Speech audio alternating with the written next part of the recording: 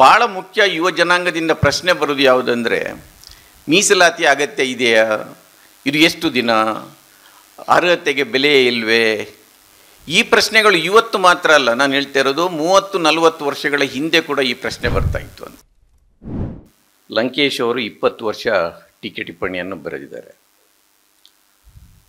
ವರ್ಷಕ್ಕೆ 52 ವಾರ ಅಂತ ತಿಳ್ಕೊಂಡ್ರೆ 20 ವರ್ಷ ಕನಿಷ್ಠ 1200 ಟೀಕೆ ಟಿಪ್ಪಣಿಗಳನ್ನು ಬರೆದಿದ್ದಾರೆ.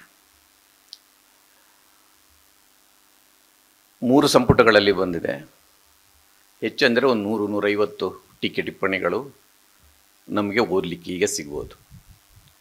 ನಾನು ಮೊದಲಿಗೆ ಸಾಹಿತ್ಯ ಅಕಾಡೆಮಿ ಇರಲಿ, ಇಲ್ಲದ್ರೆ ಮಾಧ್ಯಮ ಅಕಾಡೆಮಿ, ಇಲ್ಲದ್ರೆ ಸರ್ಕಾರ ಆ ಟೀಕೆ ಟಿಪ್ಪಣಿಗಳನ್ನು ಕನಿಷ್ಠ ಒಂದು ಡಿಜಿಟಲೈಸ್ ಆದರೂ ಮಾಡಿ ಆರ್ಕೈವ್ಸ್ ಮಾಡಬೇಕಂತ ನಾನು ನನ್ನ ಮನವಿ ಮಾಡ್ತಾ ಇದ್ದೇನೆ. ನಿಮ್ಮಲ್ಲಿ ಎಷ್ಟು ಮಂದಿ ಟೀಕೆ ಟಿಪ್ಪಣಿಯನ್ನು ಓದಿ ಬಂದಿದ್ದೀರಾ ಅಂತ. ಓದಿ ಬಂದವರು 3 ಸಂಪುಟದಲ್ಲಿದೆ. ನಾನು ಪ್ರಶ್ನೆಗಳನ್ನು ಕೇಳ್ತೇನೆ, ಅದರಿಂದ ಯಾರು ಬಂದಿದ್ದಾರೆ, ಓದಿ ಬಂದಿದ್ದಾರೆ ಕೈ ಎತ್ತಿ ದಯವಿಟ್ಟು. ಒಬ್ಬರು ಮೊದಲು ಇದನ್ನು ಆಯೋಜಿಸುವವರು ಆ ಶಿಬಿರಾರ್ಥಿಗಳಿಗೆ ಒಂದು ಕಂಡೀಷನ್ ಹಾಕಬೇಕಿತ್ತು, ನೀವು ಮೊದಲು ಟೀಕೆ ಟಿಪ್ಪಣಿಯನ್ನು ಓದ್ಕೊಂಡು ಬನ್ನಿ ಅಂತ. ನಾಟಕ ಇರಲಿ, ನಾಟಕದ ಮೇಲೆ ಮಾತಾಡಿದರು. ಎಷ್ಟು ಮಂದಿ ನಾಟಕ ಓದಿದ್ದೀರಲ್ಲ ಗೊತ್ತಿಲ್ಲ, ನೋಡಿರ್ಬೋದು. ಅವರ ಕಾದಂಬರಿಗಳ ಬಗ್ಗೆ, ಕತೆಗಳ ಬಗ್ಗೆ ಇಲ್ಲಿ ಅಧ್ಯಯನ ಶಿಬಿರದಲ್ಲಿ ಮಾತಾಡಿದ್ದಾರೆ. ಎಷ್ಟು ಮಂದಿ ಅದನ್ನು ಓದಿದ್ದಾರೆ ಗೊತ್ತಿಲ್ಲ. ನನಗೆ ಭಾಳ ಹಿಂದೆ ಅಗ್ರಹಾರ ಕೃಷ್ಣಮೂರ್ತಿ ಲಂಕೇಶ್ ಅವರೊಂದು ಕತೆ ಹೇಳಿದರು. ಪೆಂಗ್ವಿನ್ ಪಬ್ಲಿಕೇಶನ್ ಅವರ ಹತ್ರ ಬಂದು, ನಿಮ್ಮ ಬುಕ್ಕನ್ನು ನಾವು ಇಂಗ್ಲೀಷ್ನಲ್ಲಿ ಮಾಡ್ತೇವೆ ಕೊಡಿ ಅಂತ ಕೇಳಿದ್ರಂತೆ ಕತೆಗಳನ್ನು. ಲಂಕೇಶ್ ಕೇಳಿದ್ರಂತೆ, have you read my stories ಅಂತ. ಅವನು ಪೆಂಗ್ವಿನ ಏಜೆಂಟ್ ಹೇಳಿದ್ದಾನೆ ನೋ ಅಂತ. Next question, do you drink ಅಂತ ಕೇಳಿದ್ರಂತೆ. ಅವನು ಇಲ್ಲ ಅಂತ ಹೇಳಿದ್ರಂತೆ. ದೆನ್ ಯು ಕ್ಯಾನ್ ಗೋ ಅಂತ ಹೇಳಿದ್ರಂತೆ. That is Lankesh. ಅದಕ್ಕೆ ನಾನು ಕೇಳ್ತಾ ಇದ್ದೇನೆ, ನೀವು ಓದಿದ್ದೀರಾ? ಇಲ್ಲ ಅಂತ ಆದರೆ ನಾನು ನಿರ್ಗಮಿಸ್ತೇನೆ ಇದರಿಂದ. ನೀವು ಓದದೇ ಇದ್ದಿದ್ದರೆ ನೀವು ಯಾಕೆ ಬಂದಿದ್ದೀರಿ ಅಂತ ಕೇಳ್ತಾ ಇದ್ದೀನಿ. ಲಂಕೇಶ್ ಇದ್ದರೆ ಇದೇ ಮಾತು ಕೇಳ್ತಾಯಿದ್ರು. ನೀವು ನನಗೆ ಲಂಕೇಶ್ ಇದರ ಬಗ್ಗೆ ಮಾತಾಡಲಿಕ್ಕೆ ಮುಕುಂದರಾಜ್ ಅವರು ಒಂದು 15 ದಿವಸದ ಹೇಳಿದ ನಂತರ ನಾನು ಹೆಚ್ಚು ಕಡಿಮೆ ಮತ್ತೆಲ್ಲ ಓದಿದ್ದೇನೆ. ಒಂಥರ ಟೀಕೆ ಟಿಪ್ಪಣಿಯನ್ನು ಈಗಲೂ ನೀವು ಕೈಗೆತ್ತಿಕೊಂಡ್ರೆ, ನಾನು ಒಂದು 40-45 ವರ್ಷದ ಹಿಂದೆ ಎನ್ ನರಸಿಂಹಯ್ಯವರ ಪತ್ತೆದಾರಿ ಕಾದಂಬರಿಯನ್ನು ಯಾವ ಹುಮ್ಮಸ್ಸಿನಿಂದ ಓದ್ತಾ ಇದ್ನೋ ಅದೇ ರೀತಿ ಓದಿಸ್ಕೊಂಡು ಹೋಗುತ್ತೆ ಇವತ್ತು ಕೂಡ. ಮತ್ತು ನಿಮ್ಮನ್ನು ಜಾಣಿಯರನ್ನಾಗಿ ಮಾಡುತ್ತೆ ಈಗಲೂ ಅದು. ಅದರಿಂದ ದಯವಿಟ್ಟು ನಿಮ್ಮ ಹತ್ರ ಒಂದು ವಿನಂತಿ ಏನಂದರೆ, ನೀವು ದಪ್ಪ ಪುಸ್ತಕಗಳನ್ನಲ್ಲಿ ಖರೀದಿಸೋದು ನೋಡಿದ್ದೇನೆ. ಇದು ಸಣ್ಣ ಪುಸ್ತಕಗಳು 3 ಸಂಪುಟಗಳಲ್ಲಿ ಬಂದು ದಯವಿಟ್ಟು ಓದಿ. ಬಹುಶಃ ಈ ಅಧ್ಯಯನ ಶಿಬಿರದಲ್ಲಿ ಭಾಗವಹಿಸಿದ್ರಿಂದ ನಿಮಗೆ ಅಷ್ಟಾದರೂ ಒಳ್ಳೆಯದಾಗಲಿ ಅಂತ ನಾನು ಹಾರೈಸ್ತೇನೆ. ಎರಡನೇ ವಿಚಾರ, ನನಗೆ ಈ ಇನ್ವಿಟೇಷನ್ನು ಮತ್ತು ಕಾರ್ಯಕ್ರಮವನ್ನು ನೋಡಿದಾಗ ನಾನು ಆಶಾದೇವಿಯವರ ಹತ್ರನೂ ಹೇಳಿದೆ. ನಾನು ಬಹುತ್ವದ ಶೋಧ ಅಂತ ಇದೆ. ಬಹುತ್ವದ ಶೋಧನೆಯನ್ನು 3 ದಿನಗಳ ಕಾಲ ಅವರ ಕಾವ್ಯ, ಅವರ ನಾಟಕ, ಅವರ ಕತೆ, ಅವರ ಕಾದಂಬರಿ ಇತ್ಯಾದಿ ನಡೆದಿದೆ. ಆದರೆ ಲಂಕೇಶ್ ಇವತ್ತು ಕೂಡ ಭಿನ್ನಾಭಿಪ್ರಾಯ ಇರ್ಬೋದು. ಅವರ ಸಾಹಿತ್ಯದ ಮೂಲಕನೂ ಹೌದು, ಅದಕ್ಕಿಂತಲೂ ಮುಖ್ಯವಾಗಿ ಅವರ ಪತ್ರಿಕೋದ್ಯಮದಿಂದಾಗಿ ಇವತ್ತು ಅವರು ರೆಲೆವೆಂಟಾಗಿ ಉಳಿದಿದ್ದಾರೆ. ಅವ್ರಿಗೆ 2 ಮುಖಗಳಿತ್ತು. ಅವರು ಇಷ್ಟಪಟ್ಟದ್ದು ನನ್ನ ಪ್ರಕಾರ ಪತ್ರಿಕೋದ್ಯಮವನ್ನೇ ಇಷ್ಟಪಟ್ಟಿದ್ದಾರೆ. ಅದರಲ್ಲಿ ಭಾಳಷ್ಟು ಅವರ ಟೀಕೆ ಟಿಪ್ಪಣಿಗಳಲ್ಲಿ ಇದಕ್ಕೆ ಸಂಬಂಧಿಸಿದ ಸಾಲುಗಳಿದೆ. ಪತ್ರಿಕೋದ್ಯಮಕ್ಕೆ ಸಂಬಂಧಿಸಿದಾಗೆ ವಿಶ್ವಕುಮಾರ್ ಅವರು ಮಾತಾಡಿದರು. ಈಗ ಟೀಕೆ ಟಿಪ್ಪಣಿ 2 ಕಾರ್ಯಕ್ರಮಕ್ಕೆ ನಿಲ್ಲಿಸಿದರು. ಇದು ಅವರ ಪತ್ರಿಕೋದ್ಯಮದ ಬಗ್ಗೆನೇ ಒಂದು ಸೆಮಿನಾರ್ಗಳನ್ನು ಮಾಡ್ಬೋದು ನನ್ನ ಪ್ರಕಾರ. ಅದು ಮಾಡಬೇಕಾದ ಅಗತ್ಯ ಇದೆ. ಅವರ ಬೇರೆ ಈಗ ನಾನು ಟೀಕೆ ಟಿಪ್ಪಣಿ ಬಗ್ಗೆ ಮಾತಾಡಿದರು. ಮರೆಯುವ ಮುನ್ನ ಇತ್ತು, ಚೇಚೆ ಇತ್ತು, ನೀಲು ಇತ್ತು, ಈ ಸಂಚಿಕೆ ಇತ್ತು. ಎಲ್ಲದರಲ್ಲೂ ಅವರು ಬರೆದಿದ್ದಾರೆ. ಆ ಬರೆಯೋದ್ರಲ್ಲೂ ಕೂಡ ಆ ಕಾಲದ ಒಂದು ಬೆಳವಣಿಗೆಗೆ ಅವರ ಒಂದು ಸ್ಪಂದನವನ್ನು ನಾವು ಕಾಣ್ಬೋದಾಗಿದೆ. ನಾನು ಲಂಕೇಶ್ ಅವರ ಟೀಕೆ ಟಿಪ್ಪಣಿಯನ್ನು ಅದರ ಬಗ್ಗೆ ಮಾತನಾಡುವ ಮೊದಲು ನಾನು ಕೂಡ ಒಂಥರ ಲಂಕೇಶ್ ಎನ್ನುವ ಏಕೋಪಾಧ್ಯಾಯ ಶಾಲೆಯ ಒಬ್ಬ ವಿದ್ಯಾರ್ಥಿ. ನಾನು ಲಂಕೇಶ್ ಅವರನ್ನು ಯಾವತ್ತೂ ಭೇಟಿ ಮಾಡಿಲ್ಲ. ಆದರೆ ನನ್ನ ಮಾಧ್ಯಮದ ವೃತ್ತಿಗೆ ನಾನು ಅವರನ್ನು ದ್ರೋಣಾಚಾರ್ಯ ಅಂತ ಹೇಳಿದರೆ ತಪ್ಪಾಗುತ್ತೆ. ದ್ರೋಣಾಚಾರ್ಯ ಬಗ್ಗೆ ನನಗೇನು ವಿಶೇಷವಾದ ಗೌರವವಿಲ್ಲ. ಆದರೆ ನಾನು ಏಕಲವ್ಯ ಅಂತ ಹೇಳ್ಕೊಳ್ಳಿಕ್ಕೆ ನನಗೇನು ಮುಜುಗರ ಇಲ್ಲ. ನಾವು ಕಣ್ಣು ಬಿಟ್ಟಾಗ 80ರಲ್ಲಿ ಪ್ರಾರಂಭ ಆಯಿತು. ನಾವು ಆಗ ಇನ್ನೂ ಕಾಲೇಜಲ್ಲಿದ್ದ ದಿನಗಳದು. ಲಂಕೇಶ್ ಆ ಕಾಲದಲ್ಲಿ ನೀವು ಬಂಡಾಯ ಚಳವಳಿಯ ಕಾಲ ಅದು. ಆದರೆ ಲಂಕೇಶ್ ಅವರು ಏಕಾಂಗಿಯಾಗಿ ಮಾಧ್ಯಮ ಲೋಕದ ಒಂದು ಬಂಡಾಯವನ್ನು ಮುನ್ನಡೆಸಿದವರು. ಅವರು ಜಾಹೀರಾತು ಇಲ್ಲದ ಪತ್ರಿಕೆ, ಆಮೇಲೆ ತಿಳಿದು ಬಂದಿದೆ, ಗೊತ್ತಾಗಿದೆ, ಮೂಲಗಳು ತಿಳಿಸಿವೆ, ಈ ಸಾಲಿನ ಒಂದು ಪತ್ರಿಕೋದ್ಯಮವನ್ನು ಇಟ್ಟು ಅದನ್ನು ನೇರವಾಗಿ, ಸ್ಪಷ್ಟವಾಗಿ, ಸರಳವಾಗಿ ಹೇಳುವ ಒಂದು ಪತ್ರಿಕೋದ್ಯಮವನ್ನು ಅವರು ಅದನ್ನು ತಂದವರು ಅವರು. ಅದರಿಂದ ಲಂಕೇಶ್ ನನ್ನ ಆ ವಿದ್ಯಾರ್ಥಿ ದಿನಗಳಲ್ಲಿ ಲಂಕೇಶ್ ನನ್ನ ಒಂಥರ ಗೂಗಲ್ ಸರ್ಚ್ ಇಂಜಿನ್ ಆಗಿದ್ದರು ಅವರು. ಇವತ್ತು ನಿಮಗೆ ಏನಾದರೂ ಅನುಮಾನ ಬಂದರೆ, ನಿಮಗೇನಾದರೂ ಗೊಂದಲಗಳು ಮೂಡಿದರೆ ನೀವು ಗೂಗಲಲ್ಲಿ ಅದನ್ನು ಹಾಕಿ ಸರ್ಚ್ ಮಾಡ್ತೀರಿ. ನಾನು ಇವತ್ತಿಗೂ ಕೂಡ ಅಂಥ ಗೊಂದಲಗಳು ನನ್ನಲ್ಲಿ ಬಂದರೆ ನಾನು ಮತ್ತೆ ಲಂಕೇಶ್ನ ಟೀಕೆ ಟಿಪ್ಪಣಿಗೆ ಹೋಗ್ತೇನೆ. ನಾನು ಆ ಕಾಲದಲ್ಲೂ ಅದನ್ನೇ ನೋಡ್ತಾ ಇದ್ದೆ. ಲಂಕೇಶ್ ಬೇರೆ ಬೇರೆ ಜನವರ್ಗವನ್ನು ಬೇರೆ ಬೇರೆ ರೀತಿಯಲ್ಲಿ ಇನ್ಫ್ಲುಯೆನ್ಸ್ ಮಾಡಿದ್ದಾರೆ. ಅವರ ತುಂಟಾಟದಿಂದ ಇನ್ಫ್ಲುಯೆನ್ಸ್ ಆದವರಿದ್ದಾರೆ, ಅವರ ನೀಲು ಕವನದಿಂದ ಇನ್ಫ್ಲುಯೆನ್ಸ್ ಆದವರಿದ್ದಾರೆ. ನಾನು ಸ್ವಲ್ಪ ಡೈವರ್ಟ್ ಮಾಡಿ ಮಾತನಾಡೋದಿದ್ರೆ ತಮಾಷೆ ಅನ್ನಿಸ್ಬೋದು, ಹೇಳ್ಬೋದು, ಏನೋ ಗೊತ್ತಿಲ್ಲ. ನಾನು ಕಾಲೇಜು ಮುಗಿಸಿದಾಗ ಒಂದು ಪ್ರೇಮ ಪ್ರಕರಣದಲ್ಲಿ ಸಿಕ್ಕಾಕೊಂಡ್ಬಿಟ್ಟಿದ್ದೆ. ಆ ಹುಡುಗಿ ನನ್ನನ್ನು ನೋಡ್ತಾ ಇದ್ಲು. ನಾನು ಬಸ್ಸಲ್ಲಿ ಹೋಗ್ತಾ ಇದ್ದೆ, ಪ್ರತಿದಿನ ಅವಳು ನೋಡ್ತಾ ಇದ್ಲು. ಆ ಹುಡುಗಿ ನನ್ನ ಬಗ್ಗೆ ಅವಕ್ಕೆ ಏನು ಭಾವನೆ ಇರ್ಬೋದು ಅಂತ ತಿಳ್ಕೊಳ್ಳುವ ಒಂದು ಪ್ರಯತ್ನ ಅದು. ನನಗೆ ಹೇಗೆ ಕಮ್ಯುನಿಕೇಟ್ ಮಾಡೋದು? ನಾನು ಆ ಕಾಲದಲ್ಲಿ ಲಂಕೇಶ್ನ ನೀಲುನ ಒಂದು ಕವನ ಇತ್ತು. ನಾನು ಆ ಕವನದಲ್ಲಿ ನೀಲು ಹೆಸರು ತೆಗೆದು ಒಂದು ಇನ್ಲಾ ಲೆಟ್ರಲ್ಲಿ ಅವಳಿಗೆ ಕಳಿಸಿದೆ. ಅದಕ್ಕೆ ನನ್ನ ಮನೆ ವಿಳಾಸ, ನನ್ನ ಹೆಸರು ಹಾಕದೆ ನಂದು ಮಟ್ಟು ಪೋಸ್ಟ್ ಅಷ್ಟೇ ಹಾಕಿ ಕಳಿಸಿದೆ. ಆ ಕವನ ಯಾವುದಂದರೆ, ಆ ನೀಲು ಕವನ ಯಾವುದಂದರೆ ನನಗೆ ಈಗಲೂ ನೆನಪಿದೆ. ಅಸಂಖ್ಯ ಪ್ರೇಮ ಹೃದಯಗಳು ಭಯ, ಲಜ್ಜೆ ಮತ್ತು ಒಣಜಮ್ಮಗಳಿಂದಾಗಿ ಪರಸ್ಪರ ತಲುಪಲಾರದೆ ಬತ್ತಿ ಹೋಗುತ್ತಿದೆ ಗೊತ್ತಾ ಅಂತ. ನೀವು ಇವತ್ತಿಗೂ ಯಾರಿಗಾದರೂ ಒಂದು ಪ್ರೇಮ ಕವನ ಇದು ಪತ್ರ ಬರೆದಿದ್ದರೆ ಈ ಸಾಲು ಬರೆದರೆ ಬಹುಶಃ ನಿಮಗೆ ಸಕ್ಸಸ್ ಸಿಗ್ಬೋದು ಅಂತ ನಾನು ತಿಳ್ಕೊಂಡಿದ್ದೇನೆ. ಅಂದರೆ ಲಂಕೇಶ್ ಆ ದಿನಗಳಲ್ಲಿ, ಆ ನಂತರ ವೈಚಾರಿಕವಾಗಿ ನಮ್ಮ ಮೇಲೆ ಪ್ರಭಾವ ಬೀರಿದ್ದು ಅದು ಬೇರೆ. ನಾನು ಅದಕ್ಕೆ ಸಂಬಂಧಿಸಿದಾಗ ಇನ್ನೊಂದು ತುಂಟಾಟವನ್ನು ಹೇಳಿ ನನ್ನ ಮಾತು ಪ್ರಾರಂಭ ಮಾಡ್ತೇನೆ. ಯಾಕೆಂದರೆ ನೀವು ನಿದ್ದೆ ಮಾಡೋದು ಬೇಡ, ಸ್ವಲ್ಪ ಹುರಿದುಂಬಿಸುವಂತೆ. ನಮ್ಮ ಊರಲ್ಲಿ ಒಮ್ಮೆ ಈ ಹೊಸದಾಗಿ ಮದುವೆ ಆದವರ ಬಗ್ಗೆ ಒಂದು ಮಾತುಕತೆ ಆಗ್ತಾಯಿತ್ತು. ಅವನು ಮದುವೆ ಆದವ ಭಾಳ ಸುಸ್ತಾಗಿದ್ದ. ಸೊ ನಮ್ಮ ಹುಡುಗರು ಕೇಳಿದರು, ಏನಯ್ಯ ಭಾಳ ಸುಸ್ತಾಗಿದ್ದರೆ, ಭಾಳ ಕೆಲಸನ ಹಾಗೆ ಹೀಗೆ ಅಂತ ತಮಾಷೆ ಮಾಡ್ತಾಯಿದ್ರು. ನನಗೂ ಒಂದು ಜಿಜ್ಞಾಸೆ ಮೂಡಿತು, ಈ ಮದುವೆ ಆಗಿ ಮೊದಲ ರಾತ್ರಿ ಎಲ್ಲ ಭಾಳ ಸುಸ್ತಾಗುತ್ತಾ, ಏನು ಕತೆ ಇವ್ರದ್ದು ಅಂತ. ಲಂಕೇಶನ ತುಂಟಾಟ ಒಂದಿತ್ತು. ಅದರಲ್ಲಿ ಒಂದು ಪ್ರಶ್ನೆ ಇದೆ, ಸೆಕ್ಸ್ ಎನ್ನುವುದು ಶ್ರಮನ ಮಜನ ಅಂತ. ಲಂಕೇಶ್ನ ಉತ್ತರ ಭಾಳ ಚೆನ್ನಾಗಿದೆ. ಅದು ಸೆಕ್ಸ್ ಎನ್ನುವುದು ಮಜಾ, ಇಲ್ಲಿದ್ದರೆ ಶ್ರೀಮಂತರು ಆ ಕೆಲಸಕ್ಕಾಗಿ ಕೂಡ ಒಬ್ಬ ಜನ ಇಟ್ಕೊಳ್ತಾ ಇದ್ರು ಅಂತ. ಇದು ಲಂಕೇಶ್. ಅಂದರೆ ಭಾಳ ಸಣ್ಣ ವಿಚಾರಗಳ ಬಗ್ಗೆ ನೀವು ಇದು ಭಾಳ ತುಂಟಾಟ ಅಂತ ಅನ್ನಿಸ್ಬೋದು. ಇದನ್ನು ಇಟ್ಕೊಂಡೇ ಒಂದು ಪ್ರಬಂಧವನ್ನು ಬರೀಬೋದು ಯಾರಾದರೂ. ಸೊ ಲಂಕೇಶ್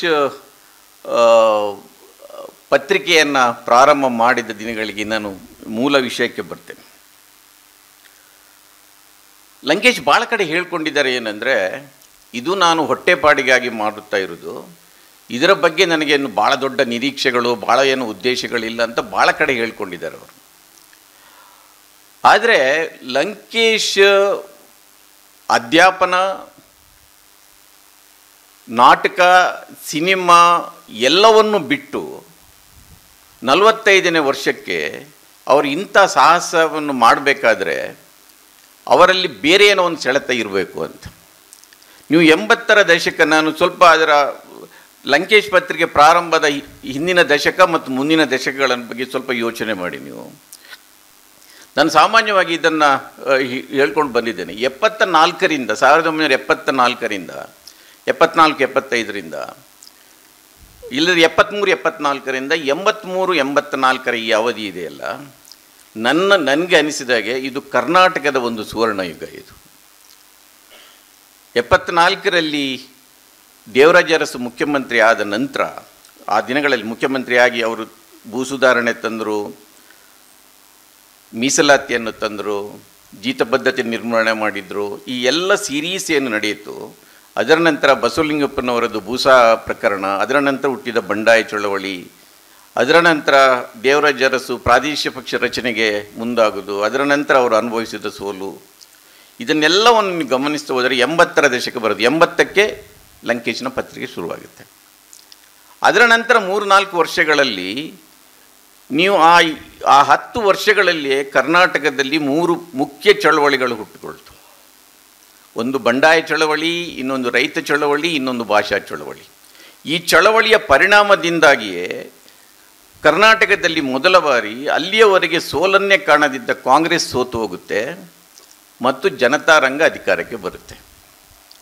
ಈ 3 ವರ್ಷದ 80ರಿಂದ 83 ವರ್ಷದ ಈ 3 ವರ್ಷದ ಅವಧಿಯ ನೀವು ಲಂಕೇಶ್ನವರ ಟೀಕೆ ಟಿಪ್ಪಣಿ ಮತ್ತು ಅವರ ಪತ್ರಿಕೆಯನ್ನು ನೋಡಿದರೆ, ಅವರು ಭಾಳ ಸಾರಿ ಕ್ಲೇಮ್ ಮಾಡಿಕೊಂಡಿದ್ದಾರೆ, ಆ ಒಂದು ರಾಜಕೀಯ ಬದಲಾವಣೆಯಲ್ಲಿ ಲಂಕೇಶ್ ಪತ್ರಿಕೆ ಒಂದು ಪ್ರಮುಖ ಪಾತ್ರ ಇದೆ ಎನ್ನುವುದನ್ನು ನಾವು ಮನಗಾಣ್ತೇವೆ, ಭಾಳ ಸ್ಪಷ್ಟವಾಗಿ ಕಾಣುತ್ತೆ. ಆದರೆ ಇದನ್ನು ಇನ್ನೊಂದು ರೀತಿಯಲ್ಲಿ ಹೇಳ್ಬೋದೇನೋ ಅಂತ ನನಗನ್ನಿಸೋದು. ಆ ಎಲ್ಲ ಪರಿಸರ ಲಂಕೇಶ್ ಪತ್ರಿಕೆಯನ್ನು ರೂಪಿಸ್ತು, ಇಲ್ಲ ಲಂಕೇಶ್ ಪತ್ರಿಕೆಯಿಂದಾಗಿ ಅಂಥದ್ದೊಂದು ಪರಿಸರ ನಿರ್ಮಾಣವಾಯಿತು ಅಂತ. ಸಾಮಾನ್ಯವಾಗಿ ಹಾಗಾಗುತ್ತೆ. ಈಗ ಯಾವುದಾದ್ರೂ ಒಂದು ಪತ್ರಿಕೆ, ನಾನು ಯಾವಾಗಲೂ ಹೇಳ್ತಾ ಇರ್ತೀನಿ ಅದನ್ನು, ಪತ್ರಿಕೆ ಯಾವತ್ತಾದರೂ ಒಂದು ಯಶಸ್ಸು ಕಾಣಬೇಕಾದ್ರೆ ಅದರ ಓದುಗರಿಂದ ಆ ಸ್ಪಂದನ ಬರಬೇಕು. ಇಲ್ಲದಿದ್ದರೆ ನೀವು ಏನೇ ಬರೆದರೂ ಕೂಡ ಅದಕ್ಕೆ ಓದುಗರಿಂದ ಪ್ರತಿಕ್ರಿಯೆ ಬರದಿದ್ದರೆ ಆ ಪತ್ರಿಕೆ ಅದು ರದ್ದಿಯಾಗಿರುತ್ತೆ ಅಷ್ಟೇ. ಇವತ್ತಿನ ದಿನಗಳು ಹಾಗೆ ಇದೆ, ನಾನು ಆಮೇಲೆ ಅದಕ್ಕೆ ಬರ್ತೇನೆ. ಆದರೆ ಆ ಕಾಲದಲ್ಲಿ ಏನಿತ್ತಂದರೆ, ಅದರಿಂದ ಒಂದು ಬರವಣಿಗೆ ಯಶಸ್ಸು ಯಾವಾಗ ಆಗುತ್ತೆ ಅಂದರೆ, ಬರೆದವನು ಪ್ರಾಮಾಣಿಕವಾಗಿರಬೇಕು ಮತ್ತು ಅದನ್ನು ಓದುಗವನು ಪ್ರಾಮಾಣಿಕವಾಗಿರಬೇಕು ಅಂತ. ಬಹುಶಃ ಆ ಪೀರಿಯಡಲ್ಲಿ ಅಂಥದ್ದೊಂದು ಕಾಲ ಅದು. ಬರವಣಿಗೆ ಮಾಡಿದವರು ಕೂಡ ಆ ಪ್ರಾಮಾಣಿಕತೆ ಇತ್ತು ಮತ್ತು ಅದನ್ನು ಓದಿದವರಲ್ಲಿ ಕೂಡ ಆ ಪ್ರಾಮಾಣಿಕತೆ ಇತ್ತು. ಅದರಿಂದ ಬಹುಶಃ ಲಂಕೇಶ್ ಪತ್ರಿಕೆ ಸಕ್ಸಸ್ ಆಯಿತು ಅಂತ. ಲಂಕೇಶ್ ಪತ್ರಿಕೆಯಲ್ಲಿ ಇದ್ದ ಎಲ್ಲ ಬರವಣಿಗೆಗಳನ್ನು ನೀವು ತೆಗೆದು ನೋಡಿದರೆ, ನೀವು ಆ ಕಾಲದಲ್ಲಿ ಅಂದರೆ ಲಂಕೇಶ್, ನೀವು ಒಬ್ಬ ಲಂಕೇಶನ ಮೇಷ್ಟ್ರು ಅಂತ ಹೇಳ್ತಾ ಇದ್ರು. ಅಂದರೆ ಅವರ ತರಗತಿಗೆ ಹೋಗದವರು ಕೂಡ ಅವರನ್ನು ಮೇಷ್ಟ್ರು ಅಂತ ಹೇಳ್ತಾ ಇದ್ರು. ಮೇಷ್ಟ್ರುಗಳು ಸಾಮಾನ್ಯವಾಗಿ ಉಪದೇಶ ಮಾತ್ರ ಕೊಡೋದಿಲ್ಲ, ಅದರಲ್ಲಿ ಒಂದು ಕಾಳಜಿ ಇರುತ್ತೆ, ಅದರಲ್ಲೊಂದು ವಿದ್ಯಾರ್ಥಿಗಳ ಭವಿಷ್ಯದ ಬಗ್ಗೆ ಒಂದು ಆತಂಕ ಇರುತ್ತೆ ಮತ್ತು ನಾನು ಈ ಕರ್ತವ್ಯ ನಿರ್ವಹಿಸಬೇಕೆನ್ನೋ ಒಂದು ಜವಾಬ್ದಾರಿ ಇರುತ್ತೆ. ಏನು ಹೇಳಿದರೆ ಈ ಹುಡುಗರ ಮೇಲೆ ಯಾವ ಪರಿಣಾಮ ಬೀರುತ್ತೆ ಎನ್ನುವ ಒಂದು ಆಲೋಚನೆ ಕೂಡ ಇರುತ್ತೆ. ಲಂಕೇಶ್ ಅಂಥ ಮೇಷ್ಟ್ರು. ಲಂಕೇಶ್ UGC ಸ್ಕೇಲ್ ತಗೊಂಡು 1 ಗಂಟೆ ಪಾಠ ಮಾಡಿ ಎದ್ದು ಹೋಗುವ ಮೇಷ್ಟ್ರು ಆಗಿರಲಿಲ್ಲ ಅವರು. ಅವರಿಗೆ ಎದುರಿಗೆ ಕೂತ ವಿದ್ಯಾರ್ಥಿಗಳ ಬಗ್ಗೆ, ಅಂದರೆ ಅವರು ಯಾರು ಅವರ ಶಿಷ್ಯರನ್ನು ತಿಳ್ಕೊಂಡ್ರು, ಅವರ ಭವಿಷ್ಯದ ಬಗ್ಗೆ, ಅವರ ವರ್ತಮಾನದ ಬಗ್ಗೆ, ಅವರ ಬದುಕಿನ ಬಗ್ಗೆ ಒಂದು ಕಾಳಜಿಯಿಂದ ಅವರು ಬರಿತಾ ಇದ್ರು ಅಂತ. ಅದರಿಂದ ನಾನು ಇಲ್ಲಿ ಅದನ್ನು ಭಾಳ ವಿವರವಾಗಿ ಹೇಳಲಿಕ್ಕೆ ಇಲ್ಲಿ ಸಮಯಾವಕಾಶ ಇಲ್ಲದ ಕಾರಣಕ್ಕಾಗಿ ನಾನು ಬಹುತ್ವದ ಶೋಧ ಇದಕ್ಕೆ ಇಟ್ಟಿಗೆ ಪವಿತ್ರವಲ್ಲ ಜೀವ ಪವಿತ್ರ ಈ ವಿಷಯಕ್ಕಷ್ಟೇ ಸೀಮಿತಗೊಳಿಸಿ ಒಂದು 2-3 ಇನ್ಸಿಡೆಂಟ್ಗಳಲ್ಲಿ ಅವರ ಟೀಕೆ ಟಿಪ್ಪಣಿ ಹೇಗೆ ಕೆಲಸ ಮಾಡುತ್ತೆ ಅನ್ನೋದನ್ನು ಹೇಳಲಿಕ್ಕೆ ಪ್ರಯತ್ನ ಮಾಡ್ತೇನೆ.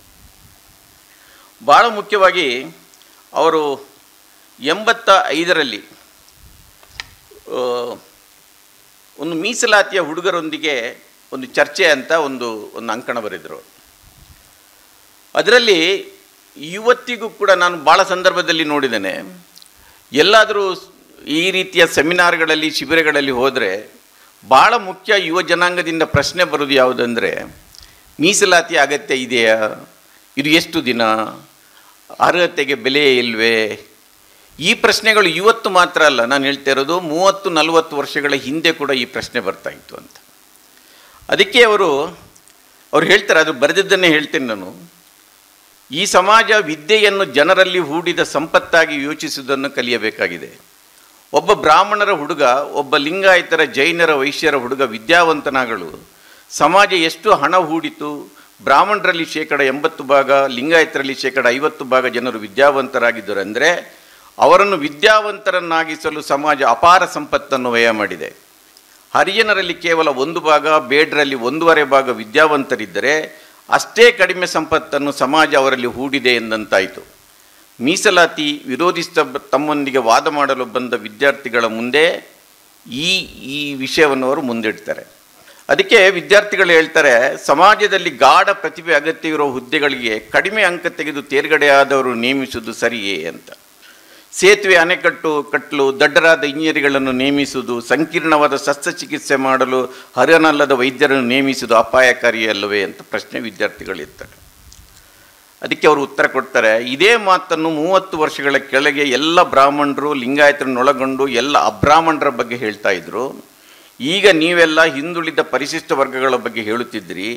ಇದು ನಿಜವೆಂಬುದಕ್ಕಿಂತ ಹೆಚ್ಚಾಗಿ ನಿಮ್ಮ ಮಾನಸಿಕ ಸ್ಥಿತಿಯನ್ನು, ಆತಂಕಗಳನ್ನು ತೋರುತ್ತದೆ. ಶಸ್ತ್ರಚಿಕಿತ್ಸೆ ಮಾಡಬೇಕಾದವರು ಮಾಂಸವನ್ನು ಕೊಯ್ದು ಅನುಭವವುಳ್ಳ ಜನ ಮಾತ್ರ. ಅಂದರೆ ಸೇತುವೆ, ಅಣೆಕಟ್ಟು ಕಟ್ಟಬೇಕಾದವರು ಮಣ್ಣು, ಕಳ್ಳು, ಮುಟ್ಟಿ ಹೊತ್ತ ಜನಾಂಗದಿಂದ ಬಂದವರು ಮಾತ್ರ. ಅಂದರೆ ನೀವೇನು ಹೇಳ್ತೀರಿ ಅಂತ ಅವರು ಕೊನೆಗೆ ಹೇಳ್ತಾರೆ, ನನ್ನ ದುಃಖ ಏನಂದರೆ ನಿಮ್ಮಂಥ ಹುಡುಗರನ್ನು ವಿದ್ಯೆ ಉದ್ಯೋಗ ಬರದಂತ ಕಾಡುವ ಕಾಲ ಬಂದಿರುವುದು.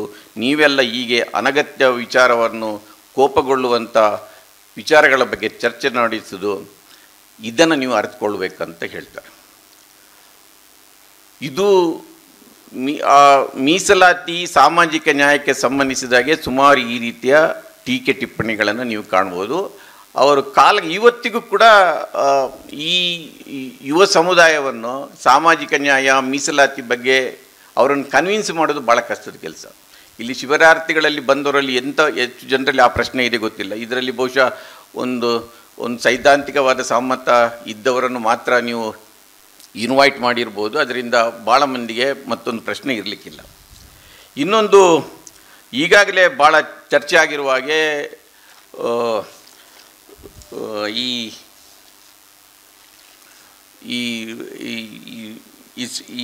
ಈ ಕಾರ್ಯಕ್ರಮದ ಶೀರ್ಷಿಕೆ ಇದ್ದಾಗೆ ಇಟ್ಟಿಗೆ ಪವಿತ್ರವಲ್ಲ, ಜೀವ ಪವಿತ್ರ ಎನ್ನುವ ಅವರೊಂದು ಅಂಕಣ.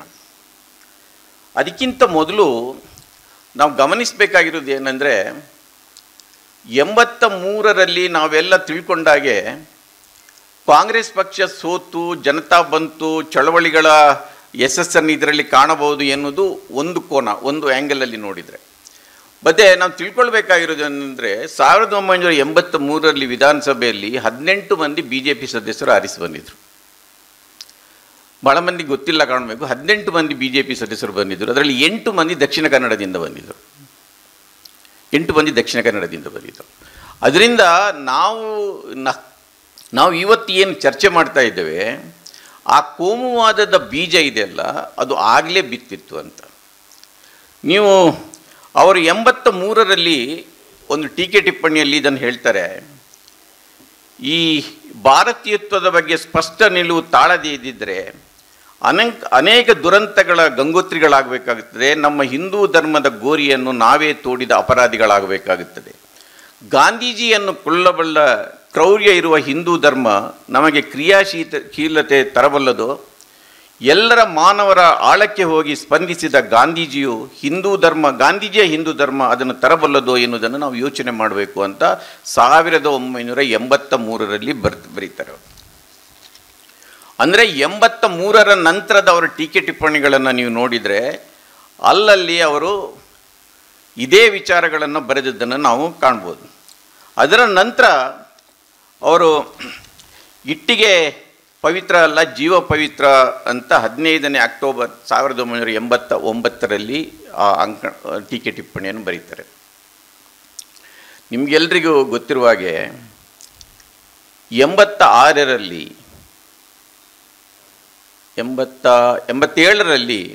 ಹಿಮಾಚಲ್ ಪ್ರದೇಶದ ಪಾಲಂಪುರದಲ್ಲಿ BJP ರಾಮ ಮಂದಿರ ನಿರ್ಮಾಣದ ಒಂದು ರೆಸೊಲ್ಯೂಷನನ್ನು, ಗೊತ್ತುವಳಿಯನ್ನು ಅಂಗೀಕಾರ ಮಾಡುತ್ತೆ. ಅದರ ನಂತರ ರಾಮಜನ್ಮ ಚಳವಳಿಗೆ ಚಾಲನೆ ಸಿಗುತ್ತೆ. ಇವರು ಭಾಳ 89ರ ಅಕ್ಟೋಬರಲ್ಲಿ ಈ ಇಟ್ಟಿಗೆ ಪವಿತ್ರ ಅಲ್ಲ ಜೀವ ಪವಿತ್ರ ಎನ್ನುವ ಅಂಕಣ ಬರೀತಾರೆ. 89ರ ನವಂಬರಲ್ಲಿ ಲೋಕಸಭಾ ಚುನಾವಣೆ ನಡೆದಾಗ 84ರಲ್ಲಿ 2 ಸದಸ್ಯರಿದ್ದ BJP 89ರಲ್ಲಿ 85 ಲೋಕಸಭಾ ಸದಸ್ಯರನ್ನು BJPಯಿಂದ ಆರಿಸಿ ಬರ್ತಾರೆ. 85 ಲೋಕಸಭಾ ಸದಸ್ಯರು.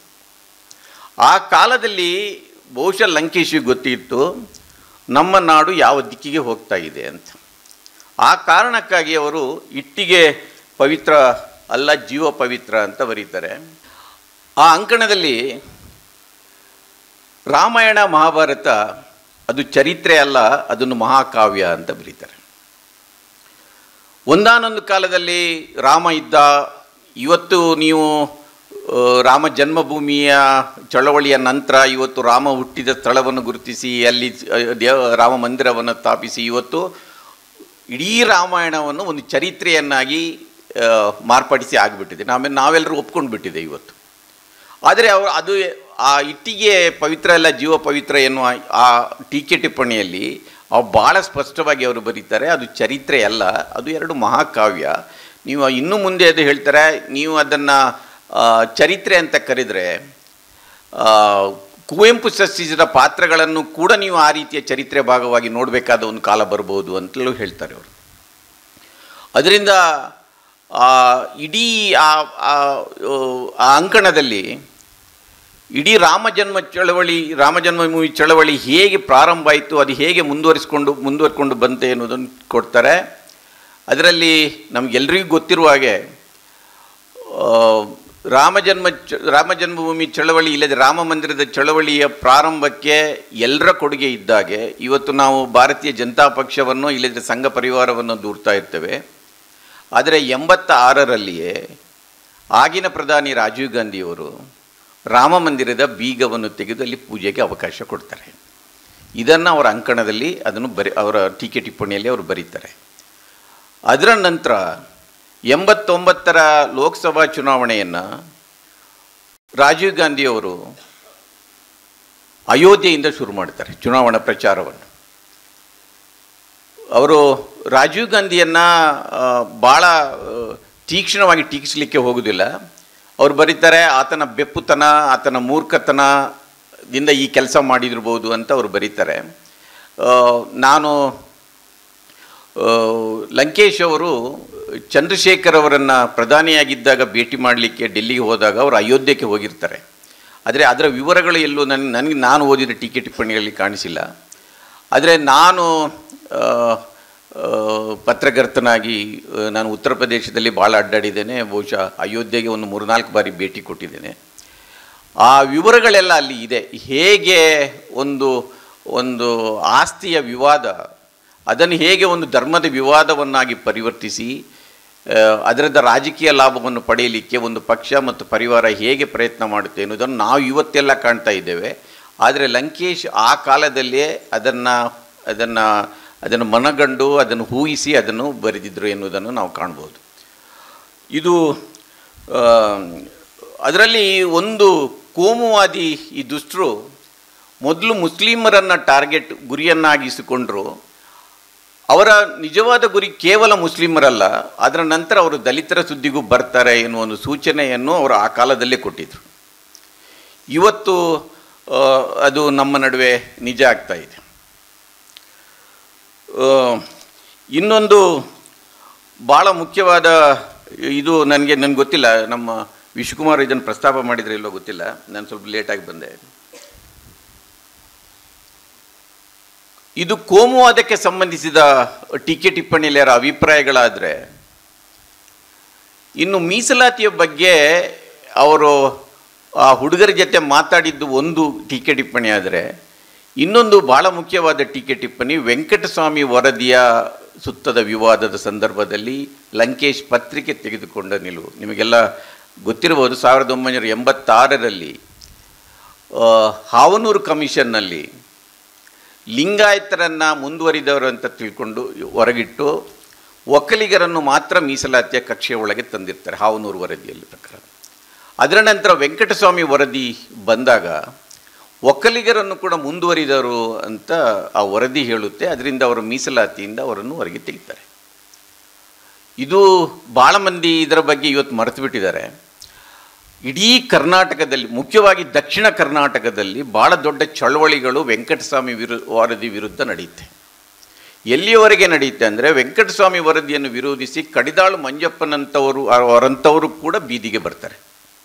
ಕೆ ವಿ ಶಂಕರೇಗೌಡರು ಮಂಡ್ಯದಲ್ಲಿ ಉಪವಾಸ ಕೂರ್ತಾರೆ. ಅಂದರೆ ಈ ವಿವಾದವನ್ನು, ಈ ಪ್ರತಿಭಟನೆ ನಿಲ್ಲಿಸಬೇಕಂತ ಅವರು ಉಪವಾಸ ಕೂರ್ತಾರೆ. ವಿದ್ಯಾರ್ಥಿಗಳು, ಪ್ರತಿಭಟನೆಕಾರರು ಅವರ ಮೇಲೆ ಹಲ್ಲೆ ಮಾಡೋ ಮಟ್ಟಕ್ಕೆ ಹೋಗ್ತಾರೆ. ಸನ್ಮಾನ್ಯ ದೇವೇಗೌಡರು ಮತ್ತು ವೆಂಕಟಗಿರಿಗೌಡರು ಪರಸ್ಪರ ವಿರೋಧಿಗಳಾಗಿದ್ದರೂ ಕೂಡ ಆ ಚಳವಳಿಯಲ್ಲಿ ಒಂದಾಗಿ ಅವರು ಕೆಲಸ ಮಾಡ್ತಾರೆ. ಆ ಕಾಲದ 86ರ ಒಂದು 5-6 ತಿಂಗಳ ನೀವು ಲಂಕೇಶ್ ಪತ್ರಿಕೆಯನ್ನು ತೆಗೆದು ನೋಡಿದರೆ, ನನ್ನ ಪ್ರಕಾರ ನಮ್ಮ ವಿಶ್ವಕುಮಾರ್ ಆಗ ಆ ಪತ್ರಿಕೆಯಲ್ಲಿ, ನಾನು ಎಲ್ಲೋ ಆ ಸಂಚಿಕೆಯಲ್ಲಿ ನಗುವಿನಹಳ್ಳಿ ವಿಶ್ವಕುಮಾರ್ ಅಂತ ಒಂದು ಬೈಲೇನ್ ಕೂಡ ನೋಡಿದೆ ನಾನು. ಆ ಕಾಲದಲ್ಲಿ ಅದರ ಬಗ್ಗೆ ಭಾಳ ಚರ್ಚೆಗಳಾಗಿತ್ತು. ಲಂಕೇಶ್ ಅವರು ಆ ವೆಂಕಟಸ್ವಾಮಿ ವರದಿಯನ್ನು ಒಂದು ಕಡೆ ಒಕ್ಕಲಿಗರು ವಿರೋಧಿಸ್ತಾರೆ, ಅದರ ನಂತರ ನಿಧಾನವಾಗಿ ಲಿಂಗಾಯತರು ಕೂಡ ಪ್ರವೇಶ ಮಾಡ್ತಾರೆ. ಅದಕ್ಕೆ ಈ ಎರಡೂ ಸಮುದಾಯಗಳು ವೆಂಕಟಸ್ವಾಮಿ ವರದಿಯನ್ನು ವಿರೋಧಿಸ್ತದೆ. ರಾಮಕೃಷ್ಣ ಹೆಗಡೆ ಮುಖ್ಯಮಂತ್ರಿ, ಅವರ ಸರ್ಕಾರಕ್ಕೆ ಸಂಚಕಾರ ಬರುತ್ತೆ. ಆ ಕಾಲದಲ್ಲಿ ಭಾಳ ದಿಟ್ಟತನದಿಂದ ಲಂಕೇಶ್ ಅವರು ಕೇವಲ ಟೀಕೆ ಟಿಪ್ಪಣಿ ಮಾತ್ರ ಅಲ್ಲ, ನನ್ನ ಹತ್ರ ಎಲ್ಲ ಲೇಖನಗಳಿದೆ, ಕನಿಷ್ಠ ಒಂದು 10-12 ಅಗ್ರಲೇಖನಗಳು ಈ ವಿವಾದವನ್ನು, ಈ ಪ್ರತಿಭಟನೆಯನ್ನು ವಿರೋಧಿಸಿ ಬರೀತಾರೆ. ವೆಂಕಟಗಿರಿ ಗೌಡ್ರದ್ದು ಲೇಖನ ಕೂಡ ಪತ್ರಿಕೆಯಲ್ಲಿ ಆಗ ಬಂದಿರುತ್ತೆ. ರವೀಂದ್ರ ರೇಷ್ಮೆ ಬರೀತಾರೆ ಮತ್ತು ಲಂಕೇಶ್ವರು ಭಾಳ ಸಂದರ್ಭದಲ್ಲಿ ಅದರ ವಿಶ್ಲೇಷಣೆ ಮಾಡಿ ಬಂದಿರ್ತಾರೆ.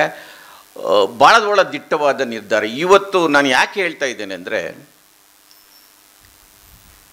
ಇವತ್ತು ಜಾತಿ ಗಣತಿಯ ವರದಿಯ ಬಗ್ಗೆ ಭಾಳ ಚರ್ಚೆ ನಡೀತಾ ಇದೆ. ಜಾತಿ ಗಣತಿ ವರದಿ ನಮ್ಮ ಮುಂದೆ ಇದೆ. ಅದನ್ನು ವಿರೋಧಿಸಿ ಒಕ್ಕಲಿಗ ಸಮುದಾಯದವರು ವಿರೋಧಿಸ್ತಾ ಇದ್ದಾರೆ, ಲಿಂಗಾಯತ ಸಮುದಾಯದವರು ವಿರೋಧಿಸ್ತಾ ಇದ್ದಾರೆ. ಆದರೆ ಈ ಸಂದರ್ಭದಲ್ಲಿ ಒಂದು ಪ್ರಾಮಾಣಿಕವಾದ, ಒಂದು ಸ್ಪಷ್ಟವಾದ ನಿಲುವನ್ನು ತಗೊಳ್ಳುವ ಮಾಧ್ಯಮವಾಗಲಿ ಸರ್ಕಾರವಾಗಲಿ ಇವತ್ತಿಲ್ಲ. ನನಗೆ ಇವತ್ತು ಲಂಕೇಶ್ ಇದ್ದಿದ್ದರೆ ಇಂಥ ಸಂದರ್ಭದಲ್ಲಿ ಅವರು ಏನು ಪ್ರತಿಕ್ರಿಯೆ ಕೊಡ್ತಾಯಿದ್ರು ಅನ್ನೋದೊಂದು ಪ್ರಶ್ನೆ ಭಾಳ ಮಂದಿಗೆ ಗೊತ್ತಿಲ್ಲ. ಕೊನೆಗೆ ರಾಮಕೃಷ್ಣ ಹೆಗಡೆ ಅವರು ವೆಂಕಟಸ್ವಾಮಿ ವರದಿಯನ್ನು ತಿರಸ್ಕರಿಸಿ ಚಿನ್ನಪ್ಪರೆಡ್ಡಿ ಕಮಿಷನನ್ನು ಸ್ಥಾಪನೆ ಮಾಡ್ತಾರೆ. ಅದನ್ನು ಪ್ರಶ್ನಿಸಿ ಕೋರ್ಟಿಗೆ ಹೋದವರು ಯಾರು ಗೊತ್ತಾ? ಪಿ ಲಂಕೇಶ್ ಮತ್ತು KP ಪೂರ್ಣಚಂದ್ರ ತೇಜಸ್ವಿ. ಒಬ್ಬರು ಒಕ್ಕಲಿಗರು, ಒಬ್ಬರು ಲಿಂಗಾಯತರು. ಅವರಿಬ್ಬರೂ ಕೂಡ ಆಗಿನ ಸರ್ಕಾರ ಕೈಗೊಂಡ ತೀರ್ಮಾನವನ್ನು ಒಂದು ಸಾರ್ವಜನಿಕ ಹಿತಾಸಕ್ತಿಯ ಅರ್ಜಿ ಹಾಕಿ ಅದನ್ನು ಪ್ರಶ್ನೆ ಮಾಡ್ತಾರೆ. ಇದನ್ನು ಚಿನ್ನಪ್ಪರೆಡ್ಡಿ ವೆಂಕಟಸ್ವಾಮಿ ವರದಿಯನ್ನು ಅದರ ಬಗ್ಗೆ ಪರಿಶೀಲನೆ ಮಾಡಿ ಅಂತಿಮ ನಿರ್ಧಾರ ಕೈಗೊಳ್ಳುವವರಿಗೆ ನೀವು ಚಿನ್ನಪ್ಪರೆಡ್ಡಿ ಆಯೋಗ ಕೆಲಸ ಮಾಡಬಾರದು, ಅಲ್ಲಿಯವರೆಗೆ ಹಾವನೂರು ವರದಿಯನ್ನು ಮುಂದುವರಿಸಬೇಕು ಎನ್ನುವುದು ಅವರ ಪ್ಲೀ ಆಗಿತ್ತು, ಅವರ ಮನವಿಯಾಗಿತ್ತು. ಇದು ಲಂಕೇಶ್ ಅವರು ಆ ಕಾಲದಲ್ಲಿ ನನ್ನ ಹತ್ರ ಭಾಳ ಈ ಓದುಗರ ಪತ್ರಗಳು ಅವರಿಗೆ ಹೇಗೆ ಬೈದು ಬರೆದಿದ್ದಾರೆ, ಅದಕ್ಕೆ ಹೇಗೆ ಪ್ರತಿಕ್ರಿಯೆ ಕೊಟ್ಟಿದ್ದಾರೆ ಅನ್ನೋ ವಿವರಗಳೆಲ್ಲ ಇದೆ ಅದರಲ್ಲಿ. ಆದರೆ ಲಂಕೇಶ್ ಯಾವತ್ತೂ ಕೂಡ ಅದರಲ್ಲಿ ರಾಜಿ ಆಗಲಿಲ್ಲ. ಆದರೆ 86ರಲ್ಲಿ ನಡೆದದ್ದು. ಇವತ್ತು ಅಂಥ ಒಂದು ವಾತಾವರಣ ಇದ್ದಾಗಲೂ ಕೂಡ ಸಾರ್ವಜನಿಕವಾಗಿ ಎಂಥ ಪ್ರತಿಕ್ರಿಯೆಗಳು ನಾವು ಕೇಳ್ತಾ ಇದ್ದೇವೆ, ಕಾಣ್ತಾ ಇದ್ದೇವೆ ಅಂತ ಹೇಳಿದರೆ ಲಂಕೇಶಿನ ಒಂದು ಗೈರುಹಾಜರಿ ನಮಗೆ ಕಾಣ್ತಾ ಇದೆ. ಇನ್ನೊಂದು ಘಟನೆ, ನಾವು ಕಲಬುರ್ಗಿಯವರ ಹತ್ಯೆಯ ಬಗ್ಗೆ ಇವತ್ತು ನಾವು ಭಾಳ ಮಾತಾಡ್ತೇವೆ. ಕಲಬುರ್ಗಿಯವರ ಮಾರ್ಗ 1 ಮತ್ತು 2 ಅದು ಬಿಡುಗಡೆ ಆದಾಗ ಭಾಳ ದೊಡ್ಡ ಮಟ್ಟದಲ್ಲಿ ಲಿಂಗಾಯತ ಸ್ವಾಮೀಜಿಗಳಿಂದ, ಸಾಹಿತಿಗಳಿಂದ, ಭಾಳ ಮುಖ್ಯವಾಗಿ ಧಾರವಾಡದಲ್ಲಿ ವೃಷಭೇಂದ್ರ ಸ್ವಾಮೀಜಿಗಳ ನೇತೃತ್ವದಲ್ಲಿ ಭಾಳ ದೊಡ್ಡ ಮಟ್ಟದ ಪ್ರತಿಭಟನೆ ವ್ಯಕ್ತವಾಗ್ತದೆ. ಆಗಲೇ ಬಿ ವೀರಭದ್ರಪ್ಪ ಅವರ ಹೆಸರು ಪ್ರಸ್ತಾಪ ಮಾಡಿದರು. ಬಿ ವೀರಭದ್ರಪ್ಪನವರು ಲಂಕೇಶ್ ಪತ್ರಿಕೆಯಲ್ಲಿ ಅದರ ಬಗ್ಗೆ ವಿವರವಾದ ಲೇಖನಗಳನ್ನು ಬರೆದಿದ್ದರು. ಅದು ಎಲ್ಲಿಯವರೆಗೆ ಹೋಗುತ್ತೆ ಅಂದರೆ, ನನಗೂ ನಾನು ಮರೆತು ಬಿಟ್ಟಿದ್ದೆ. ನಾನು ಮೊನ್ನೆ ಅದನ್ನು ತೆಗೆದು ನೋಡುವಾಗ ಗೊತ್ತಾಗುತ್ತೆ. ಕಲಬುರ್ಗಿಯವರಿಗೆ ಮೊನ್ನೆ ಅವರ ಹತ್ಯೆ ಆದಾಗ ಅವ್ರನ್ನ ಯಾಕೆ ಹತ್ಯೆ ಮಾಡಿದರು, ಅಂಥದ್ದನ್ನು ಏನು ಮಾಡಿದ್ದಾರೆ, ಅವರಿಗೆ ಎಲ್ಲಿ ಅವರಿಗೆ ಬೆದರಿಕೆ ಇತ್ತು ಅಂತ ನಾವೆಲ್ಲ ಯೋಚನೆ ಮಾಡ್ತಾ ಇದ್ದೆವು. ಆದರೆ ಆ ಕಾಲದಲ್ಲಿಯೇ ನೇರವಾಗಿ ನಿನ್ನ ರುಂಡ ತೆಗಿತೇನೆ, ನಿನಗೆ ಪೆಟ್ರೋಲ್ ಹಚ್ಚಿ ಸುಡ್ತೇನೆ ಅಂತ ಬಹಿರಂಗವಾಗಿ ಧಾರವಾಡದ ಬೀದಿಗಳಲ್ಲಿ ಕಲಬುರಗಿಯವರಿಗೆ ಬೆದರಿಕೆ ಕೊಟ್ಟಿದ್ರು. ಒಬ್ಬ ಪತ್ರಕರ್ತ ಕೇಳ್ತಾನೆ, ನೀವು ಕೊಮೇನಿಯ ಭಾಷೆಯಲ್ಲಿ ಮಾತಾಡ್ತಾನೆ, ಇದು ವರದಿಯಾಗಿದೆ, ಕೊಮೇನಿಯ ಭಾಷೆಯಲ್ಲಿ ಮಾತಾಡ್ತಿದ್ದೀರಾ ಅಂತ ಒಬ್ಬರನ್ನು ಕೇಳಿದರೆ ಅವರ ಹೆಸರು ಹೇಳಲಿಕ್ಕೆ ಹೋಗೋದಿಲ್ಲ ನಾನು ಕೊಮೇನಿಯ ಅಪ್ಪ ಏನೀಗ ಅಂತ ಕೇಳ್ತಾರೆ. ಕೊನೆಗೆ ಪಾಪ ಕಲಬುರ್ಗಿಯವರು ಅದನ್ನು ವಾಪಸ್ ತಗೊಳ್ತಾರೆ, ಕ್ಷಮೆ ಕೇಳ್ತಾರೆ. ಅವರನ್ನು ಯಾವ ಮಾನಸಿಕ ಹಿಂಸೆಗೆ ಕಿರುಕುಳಕ್ಕೆ ಅವರನ್ನು ಈಡು ಮಾಡಿದ್ರಂದರೆ, ನಾವು ಮೊನ್ನೆ ಅವರ ಹತ್ಯೆ ಆದಾಗ ಅಂಥದ್ದನ್ನು ಏನು ಮಾಡಿದ್ದಾರೆ, ಏನು ಬರೆದಿದ್ದಾರೆ ಅಂದರೆ ಒಬ್ಬ ಕಲಬುರ್ಗಿಯ ವಿರುದ್ಧ ಆ ರೀತಿಯ ದ್ವೇಷ ಮಡುಕಟ್ತಾ ಇತ್ತು ಅಂತ ನಮಗೀಗ ಅನ್ನಿಸ್ತದೆ. ಅದು ಕೊನೆಗೆ ಒಂದು ಅಂತ್ಯ ಅದರಲ್ಲಿ ಅವರ ಹತ್ಯೆಯಲ್ಲಿ ಕಾಣ್ತು ಅಂತ. ಆದರೆ ಆ ಕಾಲದಲ್ಲಿ ಕೂಡ ಕಲಬುರ್ಗಿಯವರ ಪರವಾಗಿ ನಿಂತದ್ದು ಲಂಕೇಶ್ ಪತ್ರಿಕೆ ಅಂತ. ಲಂಕೇಶ್ ಪತ್ರಿಕೆ ಭಾಳ ಧೈರ್ಯದಿಂದ ಅವರ ಪರವಾಗಿ ನಿಂತಿತ್ತು. ಅದರಿಂದ ಇಂಥ ಎಲ್ಲ ಸಂದರ್ಭಗಳು ಬಂದಾಗಲೂ ಕೂಡ ಅದು ಮೀಸಲಾತಿ ವಿಷಯ ಸಂಬಂಧಿಸಿರ್ಬೋದು, ಕೋಮುವಾದಕ್ಕೆ ಸಂಬಂಧಿಸಿದಾಗಿರ್ಬೋದು. ಒಂದು ವಿಚಾರವನ್ನು ನಾನು ಇಂಥದೇ ಒಂದು ಪ್ರಕರಣವನ್ನು ನಮೂದಿಸಿ ನನ್ನ ಮಾತನ್ನು ಮುಗಿಸ್ತೇನೆ. ಈ ರೈತ ಚಳವಳಿ ನಿಧಾನವಾಗಿ ಒಂದು ಫ್ಯೂಡಲ್ ಒಂದು ಮನೋಭಾವವನ್ನು ರೂಢಿಸಿಕೊಂಡು ಒಂದು ಸರ್ವಾಧಿಕಾರಿಯ ನಿಲುವಿನಿಂದ ಮುನ್ನಡೀತಾ ಇದ್ದಾಗ ಅವರು ರೈತ ಚಳವಳಿಗೆ, ರೈತರಿಗೆ ಸಂಬಂಧಿಸಿದಾಗೆ ಒಂದು ಟೀಕೆ ಟಿಪ್ಪಣಿಯನ್ನು ಬರೀತಾರೆ. ನೀವು ಗ್ರಾಮದ ಒಳಗೆ ಬರಬೇಕಾದ್ರೆ ಅಧಿಕಾರಿಗಳು ನಮ್ಮ ಅನುಮತಿ ಬೇಕಂತ ಬೋರ್ಡೇನು ಹಾಕಿದ್ರು, ಇದನ್ನು ಇಟ್ಕೊಂಡು ಇದಕ್ಕೆ ಸಂಬಂಧಿಸಿದ ಎಲ್ಲ ವಿವರಗಳನ್ನು ಅವರು ಬರೀತಾರೆ, ಟೀಕೆ ಟಿಪ್ಪಣಿಯಲ್ಲಿ ಬರೀತಾರೆ. ಅವರ ಆರ್ಗ್ಯುಮೆಂಟ್ ಏನಿತ್ತಂದರೆ ಟೀಕೆ ಟಿಪ್ಪಣಿಯಲ್ಲಿ, ಒಂದು ಗ್ರಾಮದಲ್ಲಿ ಭೂಮಾಲೀಕ ವರ್ಗ 100 ಮನೆಗಳಲ್ಲಿ 10 ಮನೆಗಳಲ್ಲಿ ಇರ್ಬೋದು, 90 ಭಾಗದ ಮನೆಗಳು ಬೇರೆ ಅಲ್ಲಿ ಹಿಂದುಳಿದವರು, ದಲಿತರು ಇತ್ಯಾದಿ ಇರ್ತಾರೆ. ಅವರಿಗೆ ಸಂಬಂಧಿಸಿದ ಭಾಳಷ್ಟು ಸಮಸ್ಯೆಗಳಿರುತ್ತೆ. ಅಲ್ಲಿ ಪೊಲೀಸರು ಬರಬೇಕಾಗುತ್ತೆ, ಅಧಿಕಾರಿಗಳು ಬರಬೇಕಾಗುತ್ತೆ. ನೀವು ಎಲ್ಲರನ್ನೂ ಕೂಡ ಅಲ್ಲಿ ಗಡಿಯಲ್ಲೇ ನಿಲ್ಲಿಸಿಬಿಟ್ರೆ ಅವರಿಗೆ ರಕ್ಷಣೆ ಕೊಡಬಾದ ಸರ್ಕಾರ ಅವರಿಗೆ ರಕ್ಷಣೆ ಕೊಡಬೇಕಾಗಿದೆ. ಅದನ್ನು ಕೂಡ ಅವರ ಸರ್ಕಾರ ನಿರ್ವಹಿಸಬೇಕಾದ ಕರ್ತವ್ಯಕ್ಕೆ ಕೂಡ ನೀವು ಅಡ್ಡಿ ಮಾಡ್ತಾ ಇದ್ದೀರಿ. ಇದು ಒಂದು ಪಾಯಿಂಟ್. ಇನ್ನೊಂದು, ಇಡೀ ರೈತ ಸಂಘ ಕೇವಲ ಒಂದು ಟ್ರೇಡ್ ಯೂನಿಯನ್ ಥರನೇ ವರ್ತನೆ ಮಾಡದೆ ಒಂದು ನಾಡಿನ ಎಲ್ಲ ಸಮುದಾಯಗಳ ಬೇರೆ ಬೇರೆ ಸಮಸ್ಯೆಗಳನ್ನು ಎತ್ತಿಕೊಂಡು ಕೂಡ ಮಾತಾಡಬೇಕಾಗುತ್ತೆ ಅನ್ನೋದು ಎರಡನೇದ್ದು.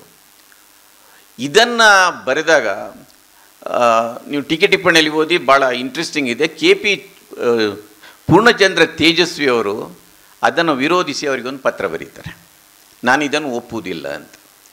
ರೈತ ಸಂಘ ಎನ್ನುವುದು ಊರಿನ ಎಲ್ಲ ಸಮಸ್ಯೆಗಳಿಗೆ ಪರಿಹಾರ ಕಂಡುಕೊಳ್ಳಲಿಕ್ಕೆ ಹುಟ್ಟಿದ ಸಂಸ್ಥೆ ಅಲ್ಲ. ಅದು ಒಂದು ಸಂಘಟನೆ.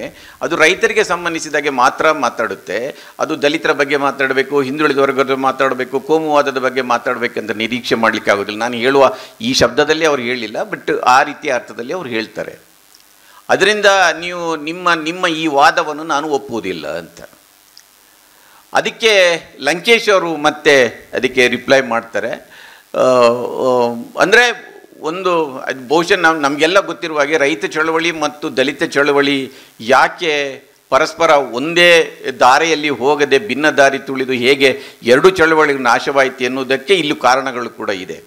ನಾನೇ ಬಹುಶಃ 85-86ರಲ್ಲಿ ಆಗುಂಬೆಯ ಇಂಥದೇ ಒಂದು ಅಧ್ಯಯನ ಶಿಬಿರದಲ್ಲಿ ನಂಜುಸ್ವಾಮಿಯವರು, ನಾನು ವರದಿಗಾರನಾಗಿ ಹೋಗಿದ್ದಾಗ ನಾನು ಅವ್ರ ಹತ್ರ ಮಾತಾಡುವಾಗ ಇದನ್ನು ಕೇಳಿದ್ದೆ. ಅಂದರೆ ನೀವು ನಿಮ್ಮ ಕರ್ನಾಟಕ ರೈತ ಸಂಘ ಬರೀ ಟ್ರಾಕ್ಟರ್ ರೈತರ ಸಂಘ ಅಂತ ಒಂದು ಆರೋಪ ಇದೆ, ಕೃಷಿ ಕೂಲಿ ಕಾರ್ಮಿಕರ ಬಗ್ಗೆ ರೈತ ಸಂಘ ಮಾತಾಡ್ತಾ ಇಲ್ಲ ಯಾಕೆ ಅಂತ. ಅವರು ನಿಮಗೆ ಗೊತ್ತಿರಬೇಕು, ಬಹುಶಃ ನಂಜುಸ್ವಾಮಿಯವರನ್ನು ಭೇಟಿ ಮಾಡಿದವರಿಗೆ ಗೊತ್ತಿದೆ. ಅವರು ಭಾಳ ಸಿಟ್ಟಾಗಿ ನನಗೆ ಅವರು ಹೇಳಿದರು, ರೈತರ ಬೆಳೆಗೆ ಒಳ್ಳೆಯ ಬೆಲೆ ಬಂದರೆ, ಅವರ ಸ್ಥಿತಿ ಸುಧಾರಣೆ ಆದರೆ ಅವರು ಕೃಷಿ ಕೂಲಿ ಕಾರ್ಮಿಕರಿಗೆ ಹೆಚ್ಚು ಸಂಬಳ ಕೊಡ್ತಾರೆ. ಅದರಿಂದ ನಾವು ಈಗ ನಮ್ಮ ಪೂರ್ಣ ಗಮನ ಇಲ್ಲಿ ಕೇಂದ್ರವಾಗಬೇಕನ್ನು. ಲಂಕೇಶ್ ಕೂಡ ಇದನ್ನು ಒಪ್ಪುವುದಿಲ್ಲ. ಯಾಕೆಂದರೆ ಅದು ವಾಸ್ತವ. ಇಲ್ಲಿ ಬೆಲೆ ಎಷ್ಟೇ ಬರಲಿ, ಆ ಕಾರಣಕ್ಕಾಗಿ ಒಬ್ಬ ಕೃಷಿ ಕೂಲಿ ಕಾರ್ಮಿಕರ ಸಂಬಳವನ್ನು ಜಾಸ್ತಿ ಮಾಡ್ತಾರೆ ಅಂತ ನಾವು ತಿಳ್ಕೊಳ್ಳಿಕ್ಕೆ ಆಗೋದಿಲ್ಲ. ಎರಡನೇ ವಿಚಾರ, ರೈತ ಸಂಘದ ಒಳಗಡೆ ಬಹುಶಃ ದೇವನೂರು ಮಹಾದೇವ್ ಎಲ್ಲೋ ಒಂದು ಕಡೆ ಹೇಳಿದರು ಕಾಣಬೇಕು, ಯಾವ ರೈತ ದಲಿತರ ಮನೆಯೊಳಗೆ ಹೋಗಿ ಒಂದು ಲೋಟ ನೀರು ಕುಡಿತಾನೋ ಅವನಿಗೆ ಮಾತ್ರ ರೈತ ಸಂಘದಲ್ಲಿ ಓಟ್ ಹಾಕುವ ಹಕ್ಕು ಇರಬೇಕಂತ ಅವರು ಏನೋ ಒಂದು ಕಂಡೀಷನ್ ಮೂಲಕ ಹೇಳ್ತಾರೆ. ಅದು ಹೇಗೆ ಜಾತಿ ಮತ್ತು ಈ ಫ್ಯೂಡಲ್ ಇದರಿಂದ ರೈತ ಸಂಘ ಹೊರಗೆ ಬಂದಿಲ್ಲ ಎನ್ನುವುದು ಆ ಕಾಲದ ಸತ್ಯ. ಅದು ಭಾಳ ಮುಖ್ಯವಾಗಿ ಲಂಕೇಶ್ ಅವರು ಇನ್ನೊಂದು ಪ್ರಶ್ನೆಯನ್ನು ಅಲ್ಲೂ ಕೂಡ ತೇಜಸ್ವಿಗೆ ಅವರಿಗೆ ಕೇಳ್ತಾರೆ. ವೆಂಕಟಸ್ವಾಮಿ ವರದಿಯನ್ನು ಜಾರಿಗೆ ತರುವ ಪ್ರಶ್ನೆ ಬಂದಾಗ ಭಾಳ ರೈತ ಸಂಘದವರು ಎಲ್ಲರೂ ವೆಂಕಟಸ್ವಾಮಿಯ ವಿರುದ್ಧದ ಪ್ರತಿಭಟನೆಯಲ್ಲಿ ಹೋಗಿದ್ದೀರಾ, ನೀವು ನಿಮ್ಮ ಸಾಮಾಜಿಕ ಜವಾಬ್ದಾರಿಯನ್ನು ನೀವು ಹೇಗೆ ನಿರ್ವಹಿಸಿದ್ದೀರಿ ಎನ್ನುವ ಪ್ರಶ್ನೆಯನ್ನು ಕೇಳ್ತಾರೆ. ಅದಕ್ಕೆ ತೇಜಸ್ವಿಯವರು ಅದಕ್ಕೆ ಉತ್ತರ ಕೊಡ್ತಾರೆ.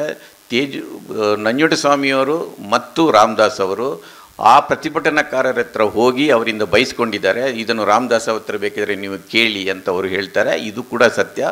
ನಂಜುಂಡಸ್ವಾಮಿಯವರಿಗೆ ಅವ್ರಿಗೆ ಕನ್ವಿನ್ಸ್ ಮಾಡಲಿಕ್ಕೆ ಆಗೋದಿಲ್ಲ, ರಾಮದಾಸ್ ಅವರಿಗೆ ಕನ್ವಿನ್ಸ್ ಮಾಡಲಿಕ್ಕೆ ಆಗೋದಿಲ್ಲ, ಬಹುಶಃ ತೇಜಸ್ವಿಯವರಿಗೂ ಕೂಡ ಆ ಕಾಲದಲ್ಲಿ ಅದನ್ನು ಕನ್ವಿನ್ಸ್ ಮಾಡಲಿಕ್ಕೆ ಆಗಿರಲಿಲ್ಲ. ಆದರೆ ಇಂಥದ್ದೊಂದು ಸಂವಾದ ಅದು ಆ ಕಾಲದಲ್ಲಿ ಅದರ ಸುತ್ತ ನಡೆದಿತ್ತು ಎನ್ನುವುದನ್ನು, ಅಂದರೆ ಇಡೀ 20 ವರ್ಷಗಳ ಲಂಕೇಶ್ ಅವರ ಪತ್ರಿಕೆಯನ್ನು ನೋಡಿದರೆ ಇಂಥ ಭಾಳ ಮುಖ್ಯವಾದ ವಿದ್ಯಮಾನಗಳಿಗೆ ಆ ಪತ್ರಿಕೆ ಹೇಗೆ ಸ್ಪಂದಿಸಿತ್ತು ಎನ್ನುವುದನ್ನು ತಿಳ್ಕೊಳ್ಳಿಕ್ಕೆ ಹೇಳೋಕ್ಕೆ ಮಾತ್ರ ಇದನ್ನು ಕೋಟ್ ಮಾಡ್ತಾ ಇದ್ದೇನೆ. ಉಳಿದಾಗೆ ಅವರು ಒಂದು ಹುಡುಗಿಗೆ ಬೈಸ್ಕಲ್ ಕಳಿಸಿದ್ದು ಇತ್ಯಾದಿ ವಿಚಾರಗಳು ಅವರ ಸಾಹಿತ್ಯದ ಬಗ್ಗೆ ಅಂದರೆ ಲಂಕೇಶ್ ಅವರಿಗೆ ಒಂದು ಪತ್ರಕರ್ತರ ಬಗ್ಗೆ ಒಂದು ಮಾತಿದೆ, Jack of all trades master of ನನ್ ಅಂತ. ಅಂದರೆ ಒಬ್ಬ ಪತ್ರಕರ್ತನಿಗೆ ಕ್ರೀಡೆ, ಸಿನಿಮಾ, ಕಲೆ, ರಾಜಕೀಯ, ಸಾಹಿತ್ಯ ಇಲ್ಲಿ ಎಲ್ಲದರ ಬಗ್ಗೆ ಒಂದಷ್ಟು ಜ್ಞಾನ ಇರಬೇಕಂತ, at least jack of all trades ಆಗಿರಬೇಕಂತ. ಆದರೆ ಲಂಕೇಶ್ ಏನಂದರೆ is master of all trades ಕೂಡ ಆಗಿದ್ದರು ಅಂತ.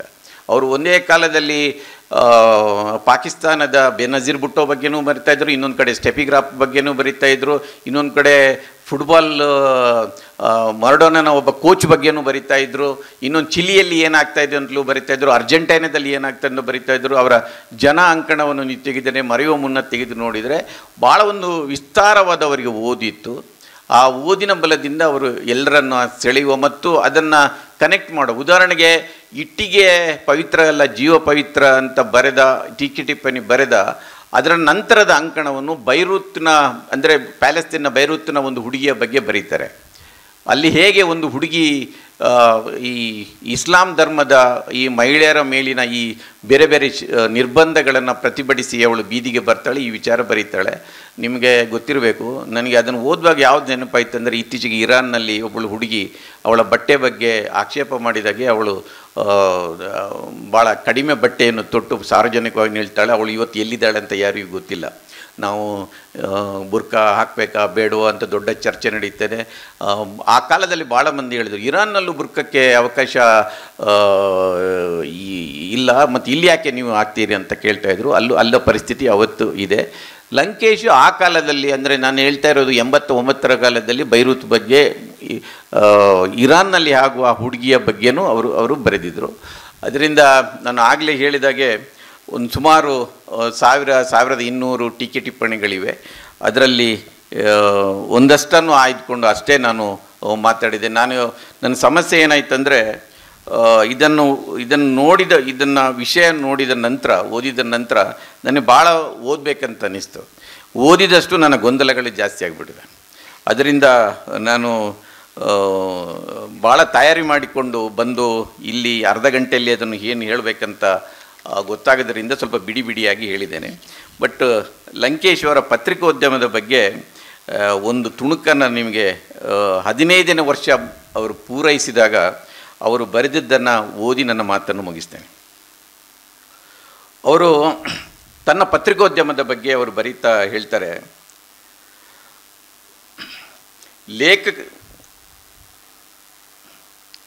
ಈ ಪತ್ರಿಕೆ ಶುರು ಮಾಡಿದಾಗ 80 ಜುಲೈ 6ನೇ ತಾರೀಕು ನನ್ನಲ್ಲಿದ್ದದ್ದು ಕನಿಷ್ಠ ಮೊತ್ತದ ಹಣ, ಅಪಾರ ಹುಮ್ಮಸ್ಸು, ಸ್ಫೋಟಿಸಲು ಸಿದ್ಧವಾಗಿದ್ದ ಸ್ಫೂರ್ತಿ ಮತ್ತು ಮನುಷ್ಯರ ಮೂಲಭೂತ ಒಳ್ಳೆಯತನದಲ್ಲಿ ವಿಶ್ವಾಸ. ಇಷ್ಟು ಬಂಡವಾಳದೊಂದಿಗೆ ಹೊರಟು ಹೊಸ ಹೊಸ ಸಾಧ್ಯತೆಗಳನ್ನು ಹುಡುಕುತ್ತಾ ಎಳೆಯ ವರದಿಗಾರರು, ಲೇಖಕರನ್ನು ಹುಡುಕಿ ಬೆಳೆಸುತ್ತಾ ಸುದ್ದಿ ಮಾಧ್ಯಮಕ್ಕೆ ಬೇಕಾದ ಶೈಲಿಗಾಗಿ ಶೋಧಿಸುತ್ತಾ ಹೊರಟ ನನ್ನನ್ನು ಕರ್ನಾಟಕದ ಜನ, ಹೋರಾಟಗಾರ, ಛಲದ ಮನುಷ್ಯ, ಮಹಾಪ್ರತಿಭಾವಂತ, ಉದ್ದಟ, ತಮಾಷೆಯವ ಇತ್ಯಾದಿ ಕಲ್ಪಿಸಿಕೊಂಡರು. ಓದುಗರು ತಾವೇ ನನ್ನ ಬಗ್ಗೆ ಕಲ್ಪಿಸಿಕೊಂಡದ್ದನ್ನು ನಿಜ ಮಾಡುವುದು ನನ್ನ ಉದ್ದೇಶವಾಗಿರಲಿಲ್ಲ. ನನ್ನ ನಿಜವಾದ ಗುಣ ಮತ್ತು ಉದ್ದೇಶವನ್ನು ಅರ್ಥ ಮಾಡಿಕೊಂಡು ಜನರೊಂದಿಗೆ ಸಂವಾದಿಸುವುದು ನನ್ನ ಕರ್ತವ್ಯ ಎನಿಸಿತು. ಆದ್ದರಿಂದಲೇ ಇವತ್ತಿಗೂ ಪತ್ರಿಕೆಯ ನಂಬಿಕೆ ಸರಳವಾಗಿದೆ. ದೇಶದ ಪ್ರಧಾನಿಯಾಗಲಿ, ನೆಲ ಉಳುವ ರೈತನಾಗಿರಲಿ, ಕಚೇರಿಯ ಗುಮಾಸ್ತನಾಗಿರಲಿ, ನನ್ನಂಥ ಪತ್ರಕರ್ತನಾಗಿರಲಿ, ಅವನು ಇನ್ನೊಬ್ಬರಿಗಾಗಿ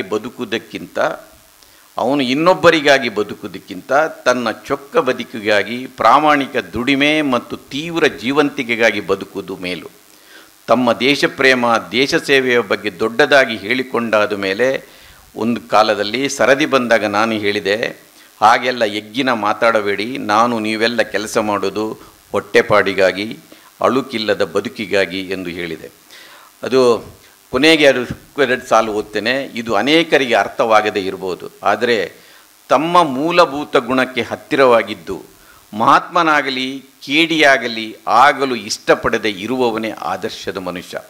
ತಮ್ಮ ಮೂಲಭೂತ ಗುಣಕ್ಕೆ ಹತ್ತಿರವಾಗಿದ್ದು ಮಹಾತ್ಮನಾಗಲಿ ಕೇಡಿಯಾಗಲಿ ಆಗಲು ಇಷ್ಟಪಡದೆ ಇರುವಾತ ಆದರ್ಶ ಮನುಷ್ಯ. ಹಾಗಿರಲು ಪ್ರಯತ್ನಿಸುವ ಪ್ರತಿಯೊಬ್ಬ ಅಧಿಕಾರಿ, ರಾಜಕಾರಣಿ, ವ್ಯಾಪಾರಿ, ಕಾಂಟ್ರಾಕ್ಟರಿಗೆ ಅವಕಾಶ ಇದೆ. ಇದನ್ನು ಕೂಡ ಮಾಡಲಾಗದವನು ಕಳ. ಈ ಬಗೆಯ ಅಪಾಯಕಾರಿ ಕಳರ ಬಗ್ಗೆ ಕೂಡ ನಾವು ಬರೆಯಬಾರದೆನ್ನುವರು ಸಮಾಜ ದ್ರೋಹಿಗಳು. 14 ವರ್ಷದಲ್ಲಿ ಪತ್ರಿಕೆ ಉಗ್ರ ಸಿಟ್ಟಿನಿಂದ, ಅಗ್ಗದ ತಮಾಷೆ ಮತ್ತು ವಿಡಂಬನೆಯಿಂದ ಹೇಗೆ ಮುಂದೆ ಸಾಗಿ ಪರಿಪಕ್ವ ಸಾತ್ವಿಕ ವಿಷಾದ ಮತ್ತು ಕೋಪವನ್ನು ತಲುಪಿದೆ ಎಂಬುದನ್ನು ನೀವು ಬಲ್ಲಿರಿ. ನನ್ನ ಶೈಲಿ ಕೂಡ ಬದಲಾಗಿದೆ. ನನ್ನ ಹೋರಾಟ ಹೊರಗಿನ ಶಕ್ತಿಗಳೊಂದಿಗೆ ಇರುವಷ್ಟೇ ನನ್ನ ಶೈಲಿ ಗ್ರಹಿಕೆಯೊಂದಿಗೆ ಕೂಡ. ಇದರಿಂದಾಗಿ ನಾನು ಬದುಕನ್ನು ನೋಡುವ ರೀತಿ ಸ್ವಲ್ಪ ಬದಲಾಗಿದೆ. ಕೋಪಕ್ಕೆ ನೋವು, ಆಶಯ, ಕಾತರ ಸೇರಿದೆ.